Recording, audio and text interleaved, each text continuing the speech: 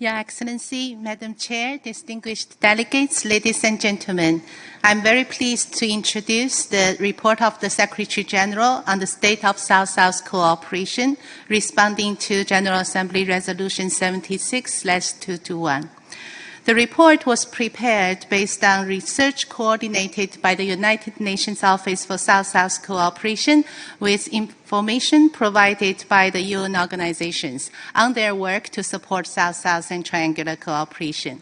The report outlines the current global development context, analyzes South-South and triangular cooperation trends and new opportunities.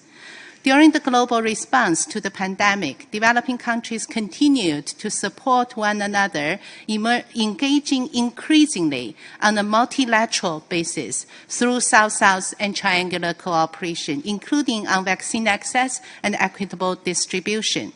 Developing countries are converging to jointly position themselves in climate negotiations, such as endorsement of a carbon market mechanism, potentially bring investment and new low-cost technologies to support transition of countries to a clean, climate-resilient economy. This is one of the trends we see in South-South and triangular cooperation, more and more arrangements through multilateral mechanisms.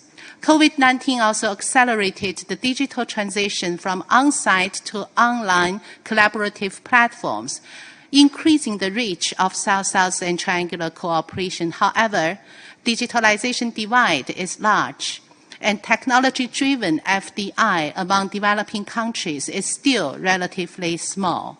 South-South and triangular cooperation needs a wider base of actors who embraces digital technologies, including voluntarily sharing licenses, technologies, and know-how to overcome these challenges. As actors in the Global South move to the forefront of international stage owing to the transfer of technology and homegrown innovations, there is a big opportunity to introduce and diffuse scientific innovation to the most vulnerable, especially the least developed countries.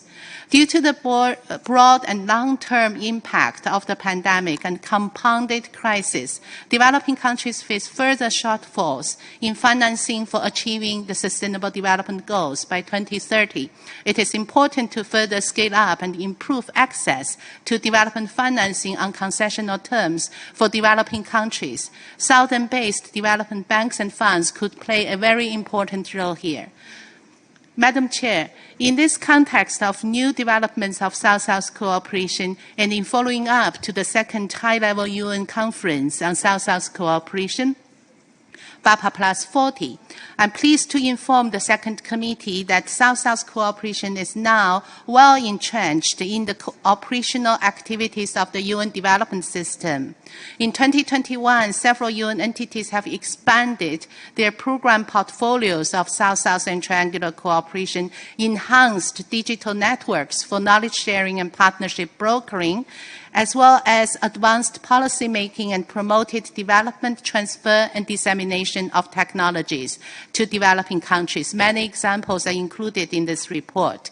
A 2021 survey of the headquarters of the UN system entities revealed that over 80% of 27 UN entities responded to the survey had included South-South and triangular cooperation in their strategic frameworks or planning and programming instruments. The number of entities with dedicated unit to South-South and triangular cooperation increased from 7 in 2020 to 11 in 2021. However, the report also noticed that 3 out of 5, that is 60% entities, have yet to allocate a budget for South-South and triangular cooperation activities as of December 2021. 2021 marks the first year to operationalize the UN system-wide strategy on South-South cooperation, South-South and triangular cooperation for sustainable development.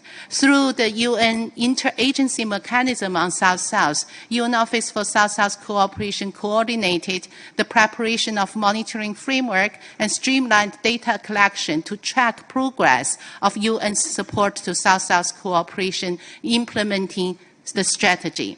Efforts are also underway to support integration of South-South cooperation into UN Sustainable Development Frameworks at country level as appropriate, in line with General Assembly Resolution 76221. The South-South Cooperation Trust Fund, managed by UN Office for South-South Cooperation, has enabled UN system to provide support to South-South cooperation initiatives on the ground, including fast-tracking and delivering over 12 million to over 30 countries to support immediate response to the pandemic. Madam Chair, the report provides very important recommendations for the consideration of member states and for UN system. The Secretary General encourages UN entities to further strengthen their institutional capacity, including allocating adequate human, financial, and resources in support of South-South and triangular cooperation. The Secretary General encourages UN entities to continue support member states to strengthen institutional capacities to plan and manage South-South cooperation, to support those initiatives at country level. The UN system will work under the leadership of the resident coordinators. The Secretary General welcomed ministerial conference at the forthcoming 5th UN Conference on LDCs and expressed full support for such ministerial leadership level dialogue on this agenda, including at the high-level political forum and the Global South-South Development Expo.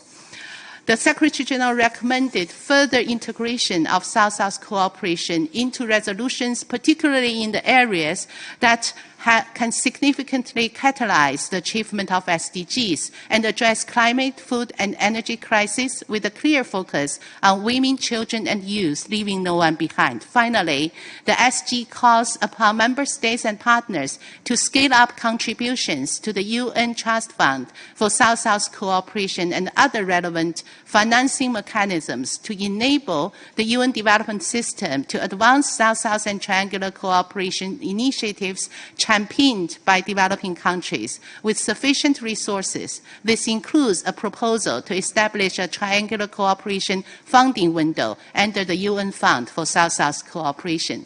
Madam Chair, delegates, UN Office for South-South Cooperation is very grateful for this opportunity to present to you the key findings and recommendations. We welcome policy guidance from the Second Committee on advancing South-South and triangular cooperation for the achievement of SDGs. Thank you very much.